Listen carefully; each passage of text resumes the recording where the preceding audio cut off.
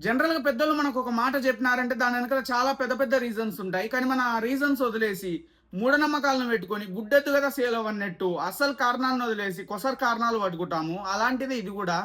బేసిక్‌గా ఎవరైనా తుమ్మినప్పుడు బయటికెళ్ళాలంటే అమ్మో! అశుభం అని చెప్పి ఆగిపోతారు. ఒక నిమిషం కూర్చొని ఎళ్తారు. వాడు తుమ్మడం వల్లనో లేదా నువ్వు తుమ్మడం వల్లనో కొండ చర్యలేమి ఊడిపడవు దావంపటి.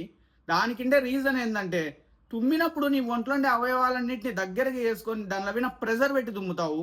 ఆ టైంలో ఏమైతదంటే నీకు కొంచెం హెల్త్ ఎఫెక్ట్ అయితది. ఆ హెల్త్ ఎఫెక్ట్‌లో నువ్వు మళ్ళా నడసడం, స్ట్రెస్ కావడం అట్లాంటివి చేస్తే ప్రయాణం చేస్తే కొంచెం హెల్త్‌కి ఎఫెక్ట్ అయితది. ఫర్దర్‌గా ఏదైనా జరగొచ్చు. అందుకు ఒక నిమిషం ఆగి హెల్త్ సక్కా చేసుకొని ఎళ్ళమని చెప్పి పెద్దోళ్ళు ఒక రీజన్‌తో పెట్టినారు.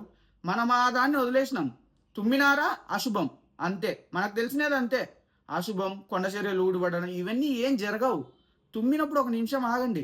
మీ హెల్త్ సక్కగా చేసుకోరు. ఒకవేళ ఎదురోడు తుమ్మినాడా వాని కోసం కూడా ఆగండి. వాని హెల్త్ ఏమైతది ఒక్క నిమిషం వెయిట్ చేసి పొమ్మన్నారు. అంతకు మించి మీకు ఏదో అశుభం జరుగుతాదనైతే రీజన్ గాదు.